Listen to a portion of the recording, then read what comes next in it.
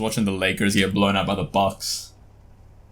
I don't want to do a video on the Lakers because I feel like everyone does a video on the Lakers. But today, we're going to do a video on the CJ trade and the Sabonis trade. Now, obviously, I'm a Wizards fan. And obviously, the Wizards were in for Sabonis, just didn't have the assets. Let's break down the trade. I have on Woj's Twitter, the Pacers are trading Domantas, Sabonis, Jeremy Lamb, and Justin Holiday to Sacramento for Tyrese Halliburton, Buddy Hield, and Tristan Thompson, as well as a 2027 second from the Pacers in the deal as well. Let's talk about that, then we'll talk about the CJ one. It's really interesting for both teams. I see a lot of people saying L for the Kings, but the thing about the Kings is that they're sort of in that weird mediocre point where they're not contending and they're not really a playoff team either, maybe a play-in team, so they're like in that 8th to 10th bracket, and they're not rebuilding either, so they're in a sort of weird spot. I think Buddy Hield was going to go somewhere anyway.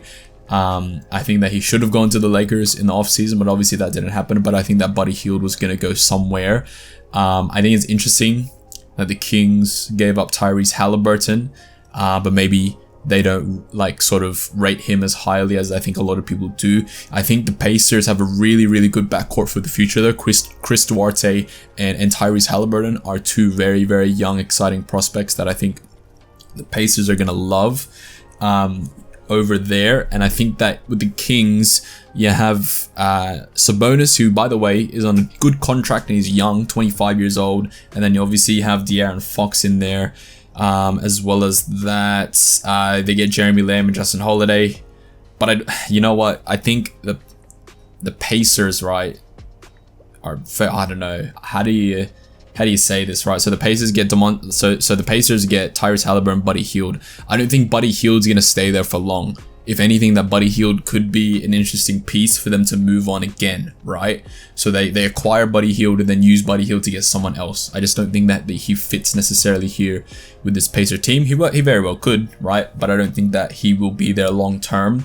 But if we look at it, so let's look at it from the Kings, right? You have De'Aaron Fox and Domantas Sabonis, obviously being the two main guys over there in Sacktown. The reason I say that they could just do something is because they're not doing anything in the first place, and if it doesn't work out, it's not the end of the world, right? They're not in a complete rebuild.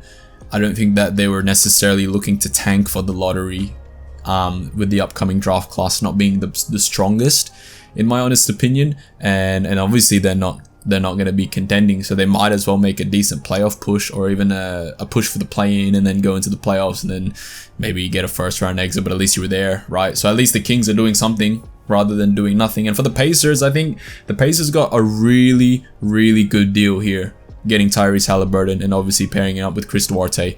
I think for the future, the Pacers are going to be doing something there, right? What does this leave the Pacers with? Obviously, they have Malcolm Brogdon still there, who they could look to move in the offseason in order to acquire potentially more young pieces. Will anyone go in for him? I'm not too sure. Obviously, the Pacers have Miles Turner still there. Will he get a move, or are they settled with letting Caris LeVert and Sabonis go and having Miles Turner stay there long term? I think that could be an interesting fit, because obviously it was a little bit awkward having both Sabonis and Miles Turner on the floor at the same time together. So could be interesting for Pacers fans, could be interesting for Sac fans as well. I don't know who won the trade. To be honest, I'd say the Pacers won the trade, because obviously, but then as well as that, the Kings didn't really lose anything, and I'm not gonna lie there, I don't necessarily see the Kings losing anything. They acquire a really, really good piece in Sabonis, who does improve their team definitely, and obviously they weren't gonna do anything, so they might as well have a little fun while not doing anything. I don't know. So in my personal opinion, I reckon the Pacers won the trade, because purely from an upside point of view, and obviously De'Aaron Fox could potentially be one of the best point guards in the league in a couple of years' time. Pair him with what would be maybe a 27-year-old Sabonis. You know, that could be a really interesting thing over there at Sacramento. And as I said, the Kings just not doing anything. So in terms of who won the trade, Pacers won the trade. Kings didn't fumble. You know, it wasn't the Lakers when they acquired Russell Westbrook instead of Buddy Hield. It wasn't that type of fumble. It was just an okay move for both sides. And you know, if you're a Pacers fan, you got to be excited. You know, getting a guy like Tyrese Halliburton in there. And then as a Kings fan, you got to be excited as well, because Sabonis is an all-star, 25 years old on a good contract. So, you know, all good things from here.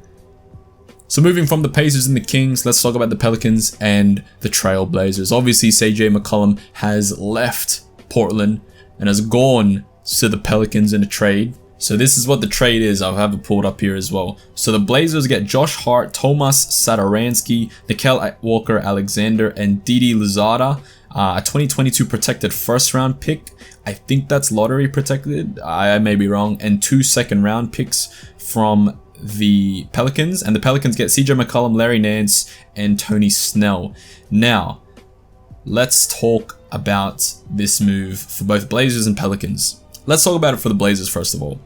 People think that the Blazers fumbled the bag here, but I will say this. I think the CJ and Dame combo in Portland was always going to be broken up this season, whether that be at the trade deadline or whether that be in the offseason. So realistically, it was probably the last time we're ever going to see those two on the court together in a Portland jersey, right?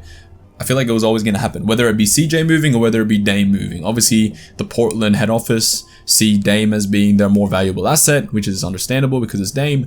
And then they move CJ to the Pelicans. What this does is this, in the offseason, gives Portland a max slot, potentially, in terms of cap space.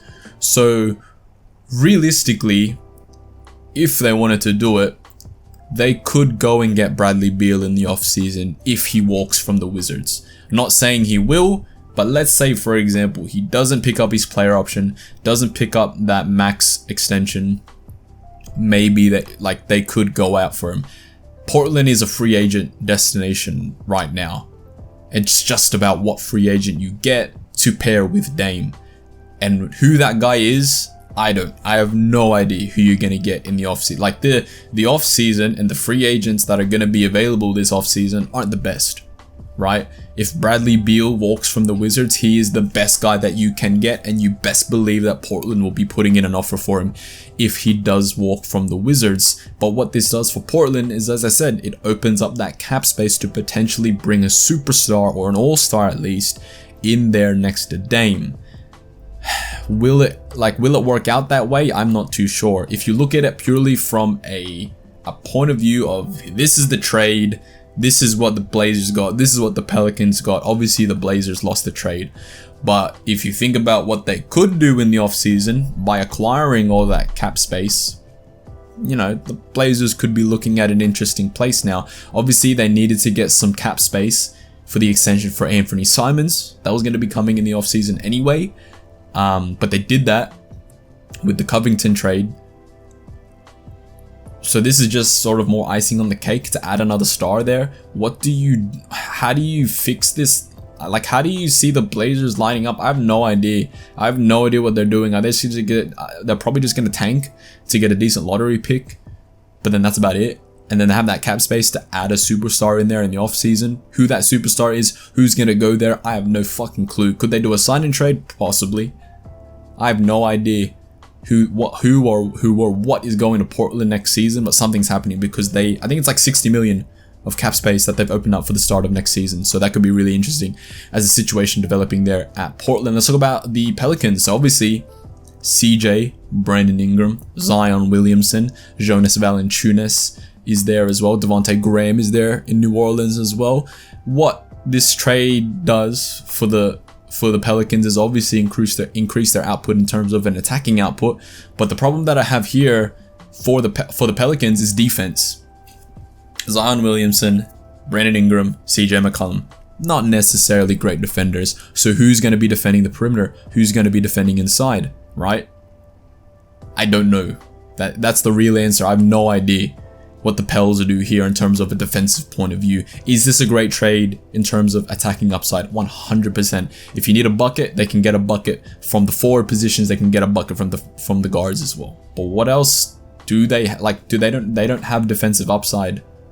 I can't think of anyone on that Pelicans roster that can come into the starting lineup and be a defensive upside player for them, like a wing defender, because they don't really have one, right? They don't really have one. At least off the top of my head, I don't know. There probably is someone in the Pelicans roster that can do that. But by acquiring CJ, it's clear and obvious that they're trying to make Zion happy, right? Obviously, there's been little rumors or little whispers going around the league saying Zion wants out of New Orleans. It would be really interesting if he did that, because no rookie has ever, any like really highly rated prospect rookie has ever done that. They've really like signed that rookie extension and then continued with their team, right? And if Zion were to, let's say for example, ask out, it's because the Pelicans didn't do everything in their power to keep him there. Is acquiring a guy like CJ gonna make Zion happy? I would think so. Like, you would hope so. CJ is an all-star, right? He's a great bucket getter. That's what he is. Yeah, man, I just don't know what the Pelicans do now, right? Like what else can they do in order to improve this roster? What assets do they have to improve the roster? Who can they get on the trade deadline to make this roster any better or worse? Zion's not stepped foot on the court this season, so he still hasn't played. CJ's still coming back, obviously. I don't know, man. The Pels are so interesting. They're super interesting in terms of what they're gonna be doing moving forward as a result of this trade.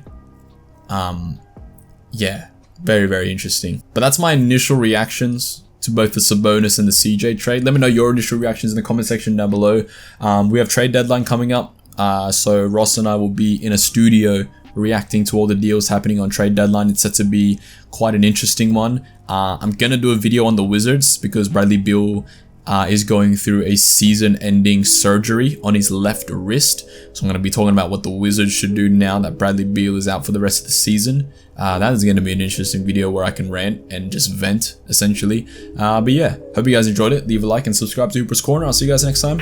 Peace. Girl, I thought you was the realest thing. Stick together, get a real estate, but you fucked around, started playing games. Different lives, but it felt the same. You the reason why I ride this way. Got a rhyme and got a band now. So recently in these past days, I've settled down. Took a while, but I'm settled now. Be around, you know I can't allow. Think of you when you're not around. Now I'm thinking about the checks now.